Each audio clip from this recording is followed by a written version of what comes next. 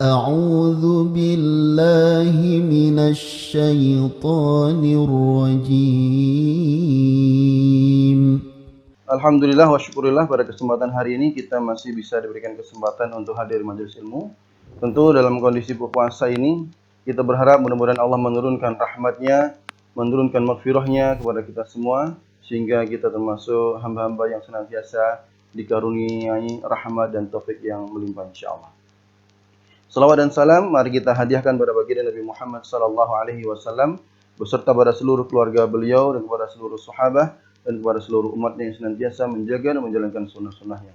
Mudah-mudahan kita semua telah diakui sebagai umatnya yang akan mendapatkan syafaat dari baginda Nabi Muhammad sallallahu alaihi wasallam.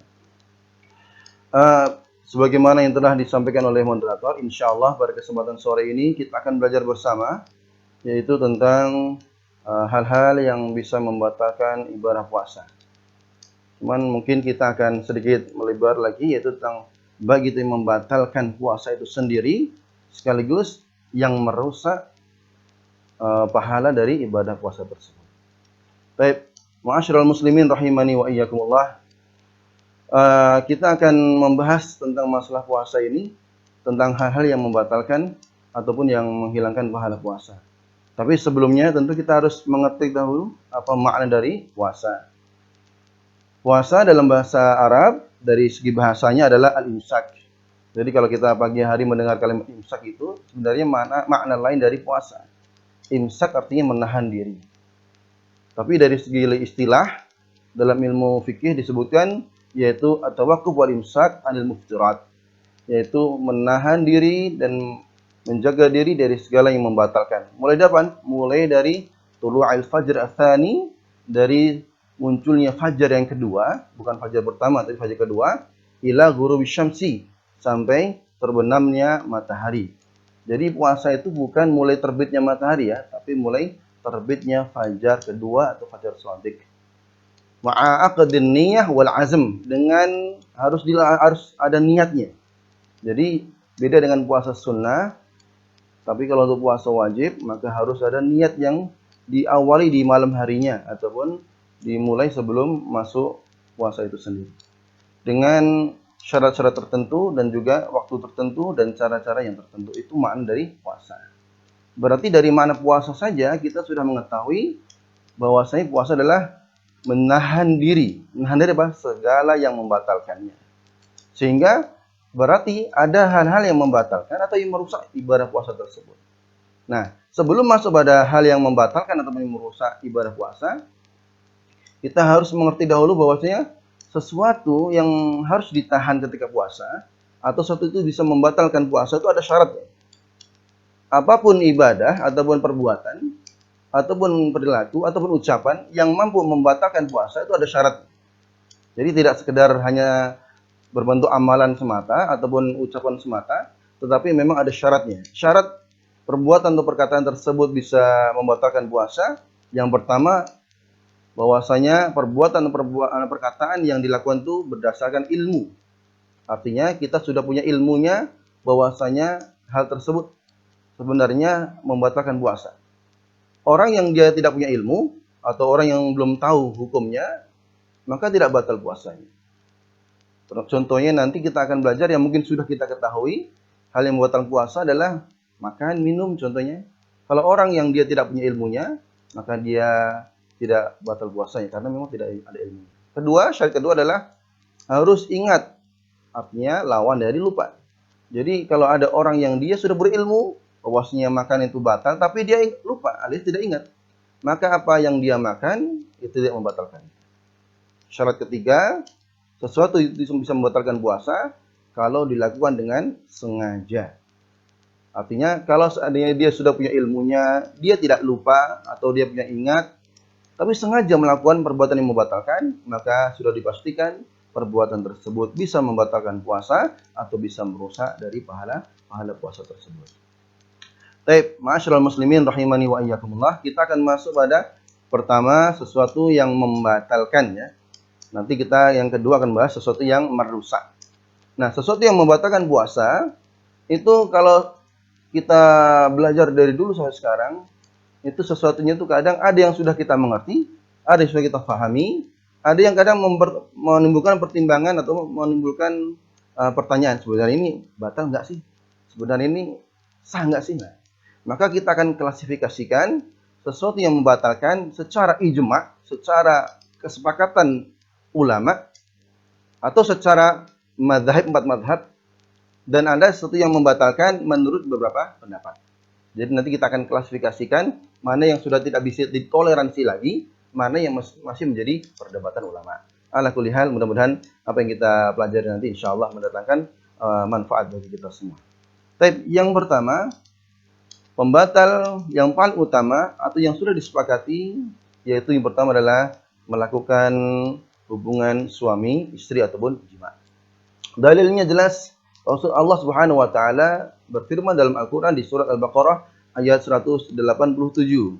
Allah Subhanahu wa taala berfirman di situ, "Fal'ana bashiruhunna wabtagu ma kataballahu lakum wa kulu washrabu hatta yatabayyana lakumul khaytul abyad minal khaytil aswad minal fajr.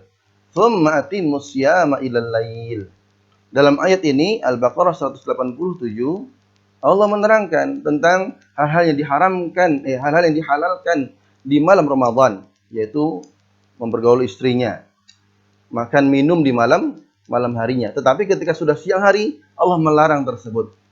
Artinya berarti sesuatu yang dihalalkan di malam hari dilarang di siang hari. Termasuk itu masalah mubasyatun nisa ataupun berhubungan dengan suami istri. Nah, untuk masalah jima yang dimaksud yaitu pertemuan antara dua kemaluan. Bukan sekedar hanya mungkin mukaddimahnya saja, tidak. Tapi pertemuan antara dua kelamin meskipun pertemuan tersebut tidak sampai mengeluarkan mani contohnya. Hanya bertemu tapi pertemuan tersebut sudah membatalkan puasa. Nah, untuk masalah jima itu sendiri, maka hal tersebut selain pelakunya melakukan dosa, pelakunya juga kena kafarah. Ya, selain menghadirkan dosa, membatalkan puasa, dan dia kena kafarah. Apa itu kafarah itu? Yaitu harus mengganti atau harus membayar dendanya. Apa dendanya? Yang pertama, dia harus memerdekakan seorang budak. Tapi di zaman sekarang nggak ada. Maka masuk pada kaidah yang kedua, setiap satu hari yang dia langgar, maka dia harus berpuasa, penggantinya berpuasa selama 2 bulan berturut-turut.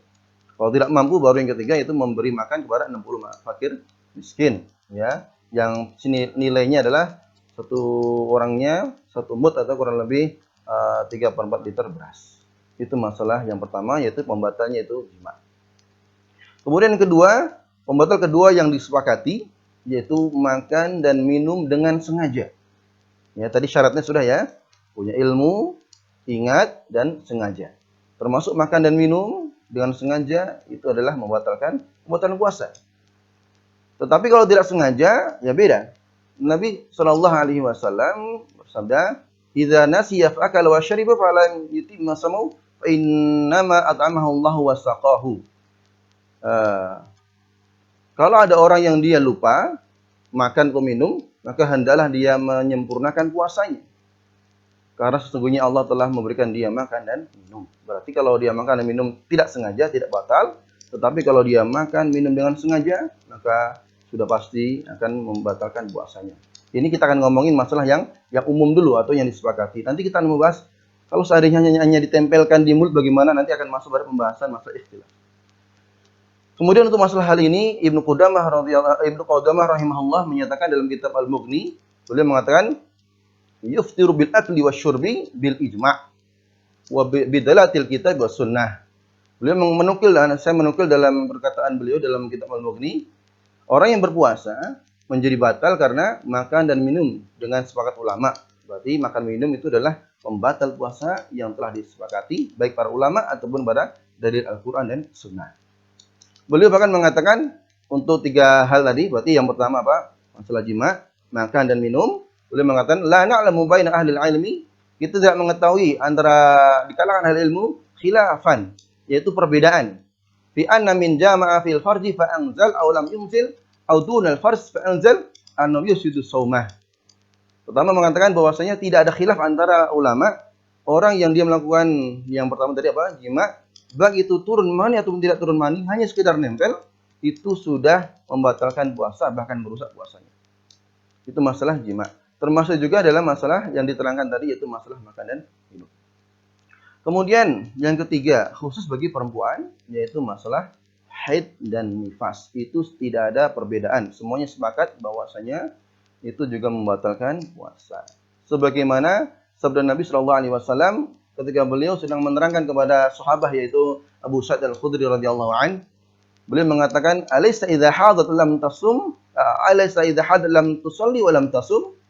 Beliau mengatakan, bukankah wanita jika dia sedang haid dia tidak sholat dan tidak puasa? Berarti kalau ada seorang wanita yang dia datang kepadanya haid ataupun nifas, maka dia tidak puasa alias batal puasanya. Lalu bagaimana kalau seandainya dia haid atau nifasnya di tengah hari? Atau bahkan baru masuk fajar, artinya sudah masuk fajar kedua, fajar shadiq, atau bahkan mungkin beberapa menit sebelum terbenamnya matahari, tetap ketika dia di dalam waktu puasa, maka haid ataupun nifasnya itu membatalkan puasanya.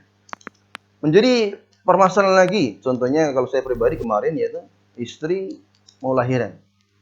Kemudian ada bercak darah yang dia keluar sebelum persalinan.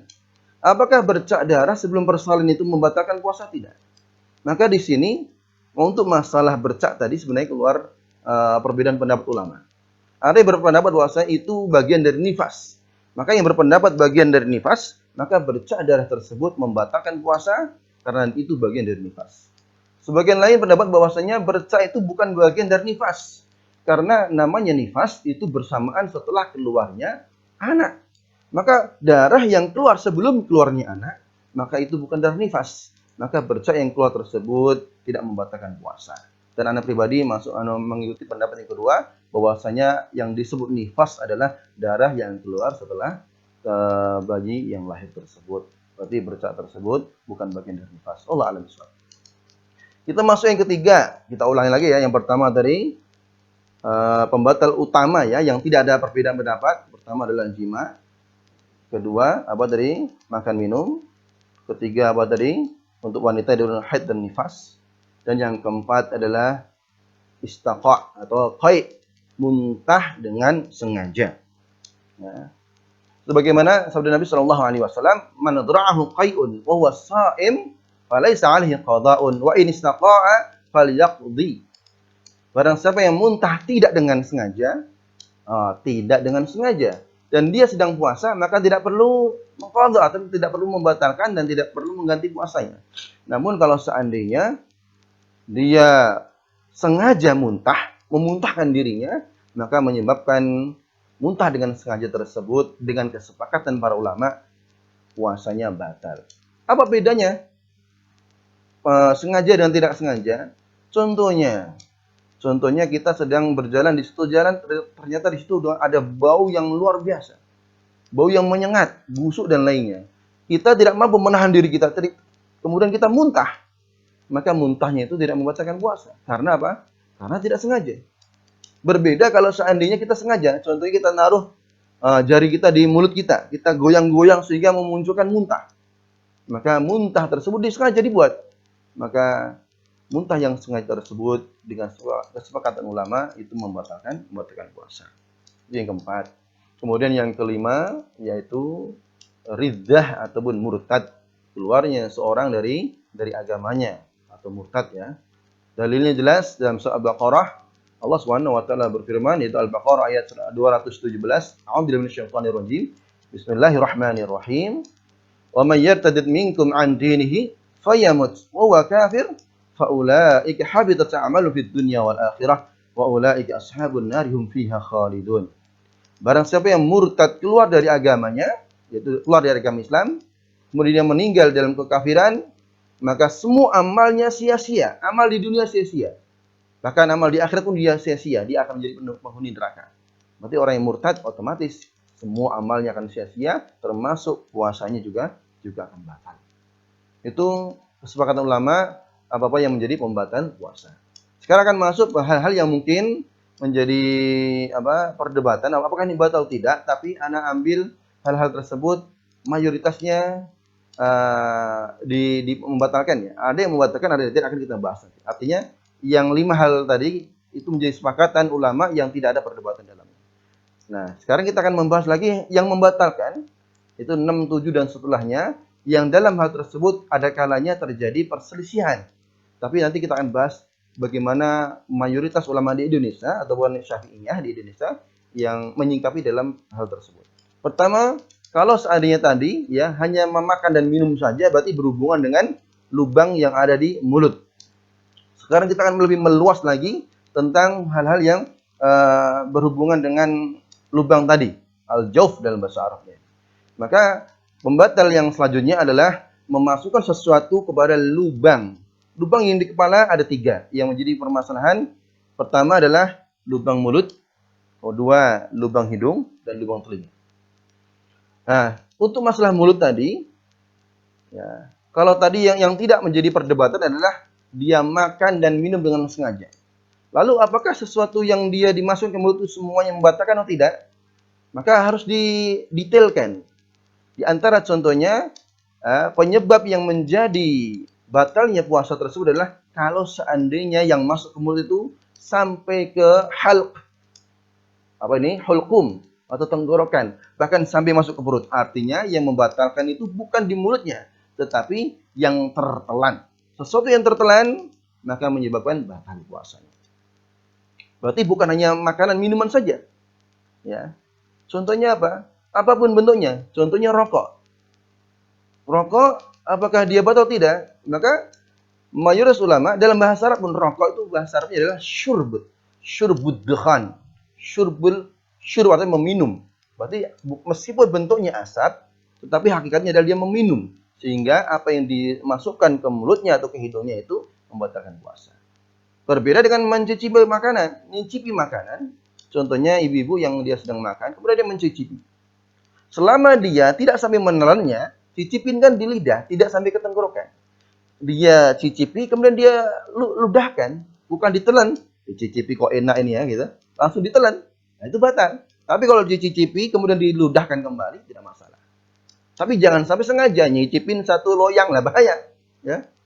Jadi cicipin hanya sekedar merasakan, oh ini tak masalah. Termasuk juga kumur-kumur. Nah, kumur-kumur tidak membatalkan. Contohnya kumur-kumur ketika wudhu. Tapi jangan sampai meskipun tidak membatalkan, jangan berlebihan. Kumur-kumur 1 galon. Nah, bahaya. Takutnya apa? Ketelan. Nah, akan membatalkan puasa. Ya. Termasuk juga, ya, sesuatu yang ada di mulut, entah itu makan dan lainnya, selama tidak tertelan. Ya, selama tidak tertelan, maka tidak membatalkan puasa. Nah, bagaimana dengan menelan lidah nih? Ya, contohnya saya ngomongin kan berbusa-busa ini. Bagaimana dengan menelan ludah sendiri? Maka di sini ada syaratnya. Untuk ludah ada syarat. Syarat pertama, ludah itu boleh ditelan dengan 3 syarat. Ya, syarat pertama ludah sendiri. Ludah sendiri ya. Ya. Iya. Jangan sampai ludah orang lain. Tapi jangan sampai dikatakan wah jorok sekali ini ludah sendiri. Ya. Apa mungkin orang itu makan ludah orang lain? Mungkin. Ya. Contohnya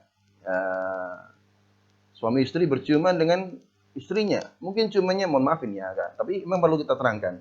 Silat lidah contohnya dengan istrinya, maka terjadi pertukaran ludah. Yang pasti ludah bukan ludah sendiri. Maka kalau sekedar mencium tanpa syahwat dan lainnya, maka sebagian ulama memakruhkan dan condong tidak membatalkan. Tapi kalau sampai bersilat lidah sehingga apa? Terjadi pertukaran lidah, maka menyebabkan ludah itu bukan ludah sendiri, lidah istrinya. Maka menjadi batal. Atau kedua, ludah tersebut belum keluar dari mulut. Contohnya jangan sampai, wah, berarti menelan ludah nggak batal, tapi jangan sampai ludahnya dikumpulin di gelas, kemudian dikumpul jadi satu gelas baru diminum, lah itu menjadi batal karena apa? Sudah keluar dari keluar dari mulut kita. Syarat ketiga, ludahnya tersebut masih asli. Oke, syarat aslinya ludahnya memang ludah asli, bukan dicampur ludah dengan permen, dicampur dengan es cendol dan lain, nah itu beda. Ya, ludahnya masih asli.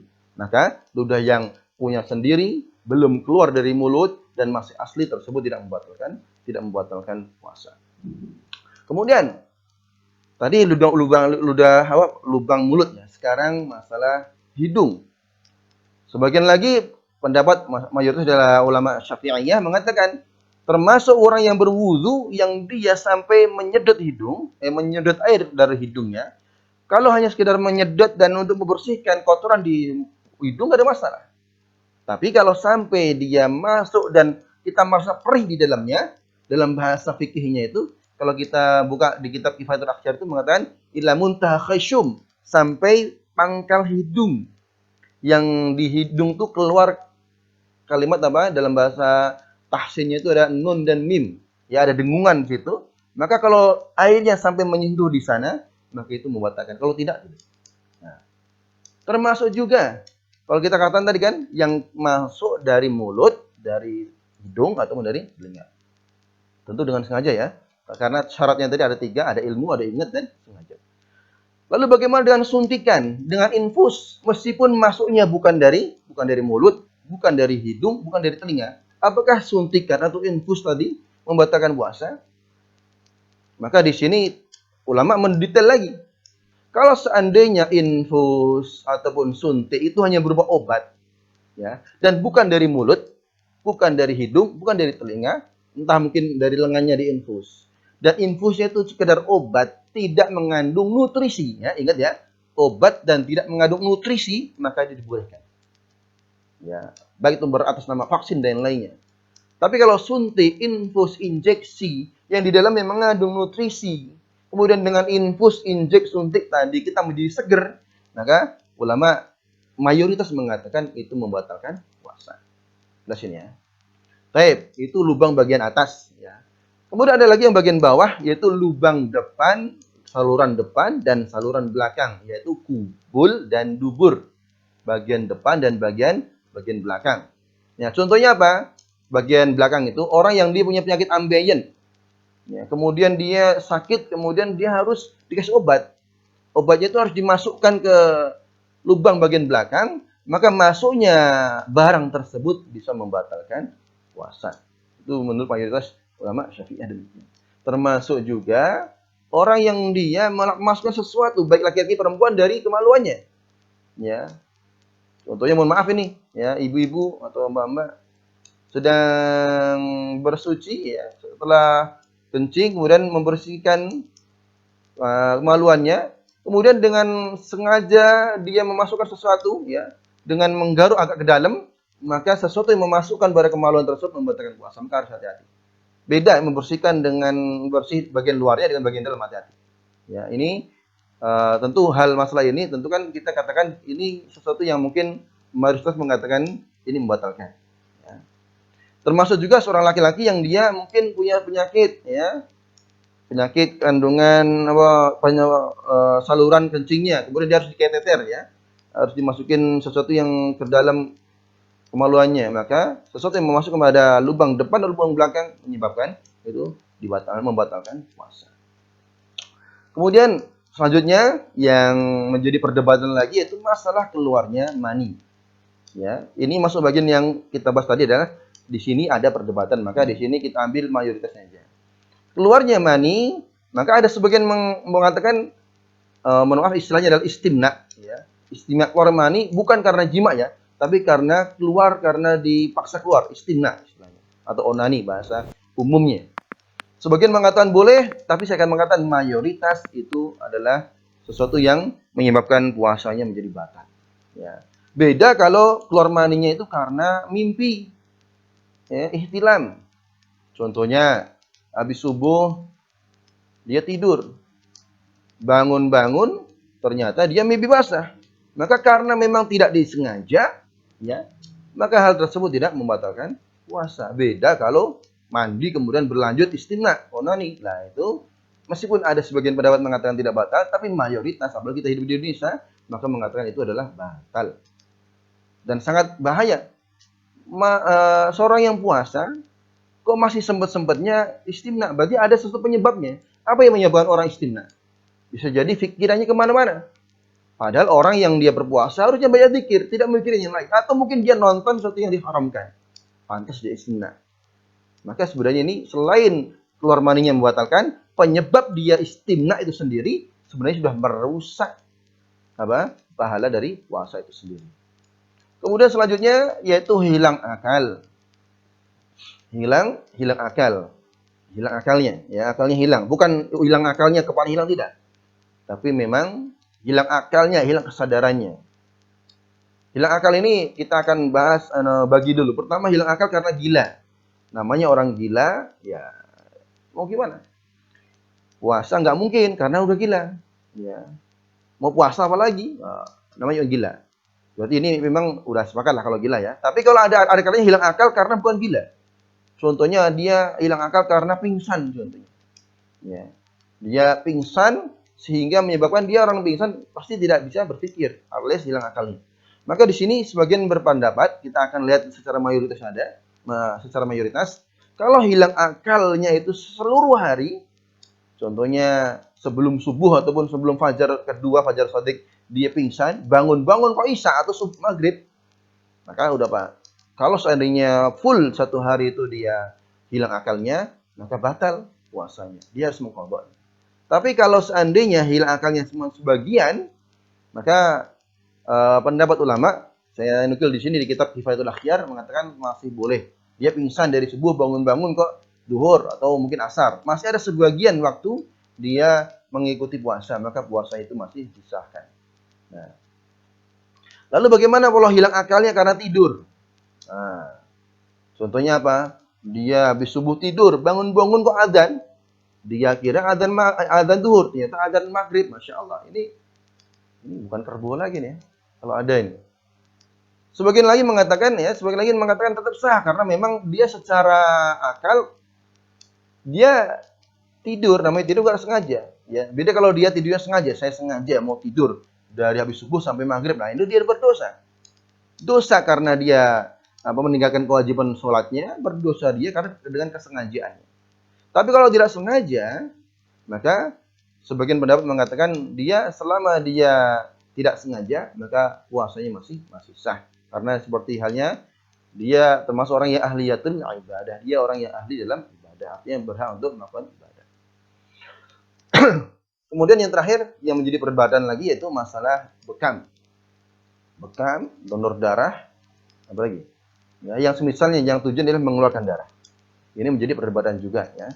Perdebatan juga. Hadisnya memang ada terjadi hadis yang ini aftarul hajim wal mahjum.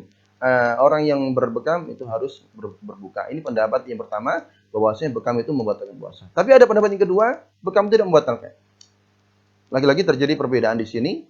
Maka kalau Anda pribadi melihat kalau untuk masalah bekam ini tidak ada habisnya sebagaimana yang lainnya. Berbeda tadi kalau yang masalah yang di atas tadi masalah tidur ataupun orang yang pingsan tadi.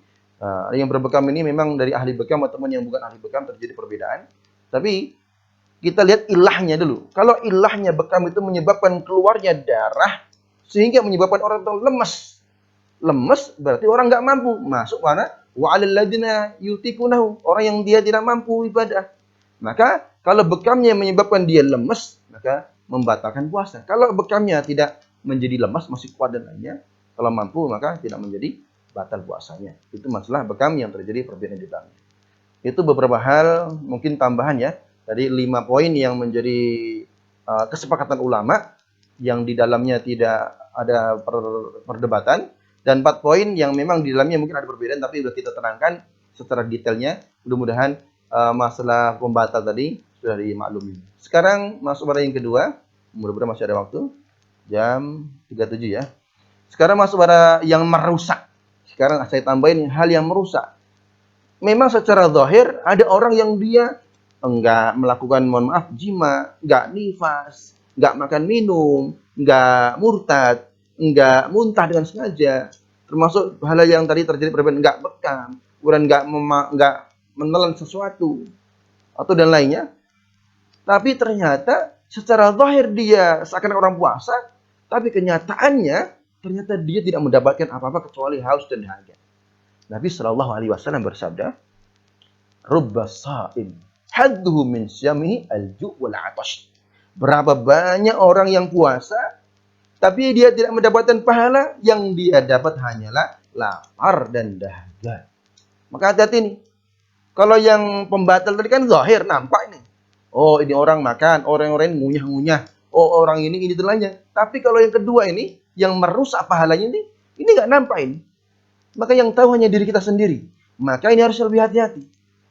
Secara umum Nabi dari hadis tadi kan berapa banyak, berarti banyak memang. Banyak orang yang puasa tapi dia hanya mendapatkan lapar dan dahaga.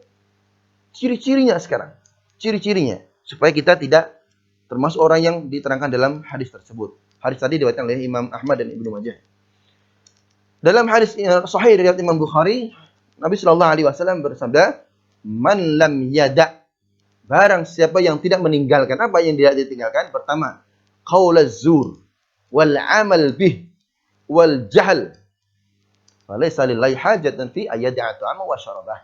Ya artinya, barang siapa yang tidak meninggalkan perkataan dusta. Satu apa? Perkataan dusta. Kemudian yang kedua, beramal dengan perkataan tadi. Dia mengamalkan apa yang dia dustakan. Ketiga apa? Dia tidak meninggalkan perbuatan bodoh. Maka apa yang dikatakan? Tidak ada bagi Allah kepentingan terhadap puasanya. Artinya apa? Allah nggak butuh terhadap puasanya. Berarti puasanya hanya sekedar makan, meninggalkan makan dan minum saja. Masya Allah. Berarti menjadi perusak puasa dari hadis yang kita sebutkan ini 3 hal. Pertama apa? Berkata dusta. Kedua, mengamalkan dusta. Sudah berdusta. Kedua, mengamalkan apa yang dia dustakan. Ketiga, berbuat perbuatan yang bodoh yang tidak ada manfaatnya. Nah, dalam kitab Fathul Bari, Al-Hafidz Ibnu Hajar Al-Asqalani mengatakan bahwa yang dimaksud qaulaz zur tadi ya adalah ucapan dusta, perbuatan dusta. Contohnya apa? Ghibah, namimah, adu domba, ya. Termasuk juga apa? Menghina, keluar ucapan kotor. Semua bentuk-bentuk itu masuk pada qaulaz zur, perkataan dusta. Nah, termasuk juga yang perbuatan bodoh apa? Perbuatan yang tidak mendatangkan manfaat.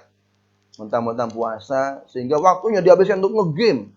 Waktunya dihabiskan untuk nonton drakor, drama Korea. Allah Akbar. Al-Quran nggak selesai, drama Korea berjilid-jilid hafal atau berjilid hatam. Maka dia tidak mendapatkan kecuali capek, tidak mendapatkan kecuali lapar dan dahaga saja. Maka hati-hati. Ya, kita memanfaatkan waktu yang Allah berikan ini untuk beribadah, bukan untuk lainnya. Kemudian hadis yang selanjutnya. As-siyamu junnah. Puasa itu perisai.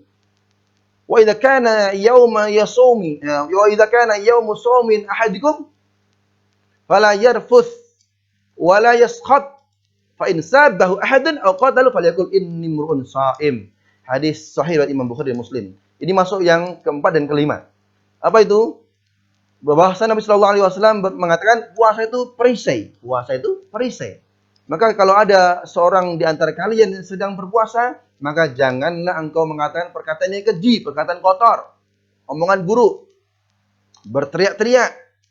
Apa artinya berteriak-teriak di sini? Yaskhab tadi ya. Yaskhab itu teriak-teriak artinya apa? Dia teriak-teriak, ribut sehingga menimbulkan pertikaian. Apa? Aku bantam dan lainnya. Berarti masuk pada yang keempat, yang kelima melalui hadis tadi apa? Berkata perkataan kotor, ucapannya tidak bisa dijaga. Puasa, tapi yang keluar dari mulutnya kok daftar nama kawan dia di Ragunan. Nah, bahaya. Ada ayam disebut, ada lainnya. Ini bahaya. Ucapan-ucapan buruk tersebut menyebabkan puasanya tidak mendatangkan pahala. Dan yang kelima adalah dia bertikai, teriak-teriak dan lainnya. Padahal dia puasa. Menyebabkan pahala puasanya menjadi rusak. Itu 2 hadis yang menerangkan tentang bagaimana orang tersebut tidak mendapatkan pahala dari puasanya, melainkan hanya lapar dan dahaga saja. Mudah-mudahan apa yang kita sampaikan ini bermanfaat bagi kita semuanya. Mudah-mudahan Allah memberikan keberkahan dalam pertemuan kita. Mohon maaf atas segala khilaf dan salah, yang benar datangnya dari Allah, yang salah datangnya dari saya pribadi atau dari syaitan. Hadanallahu wa iyyakum ajma'in. Kalau ada pertanyaan, dipersilakan, saya kembalikan pada moderator.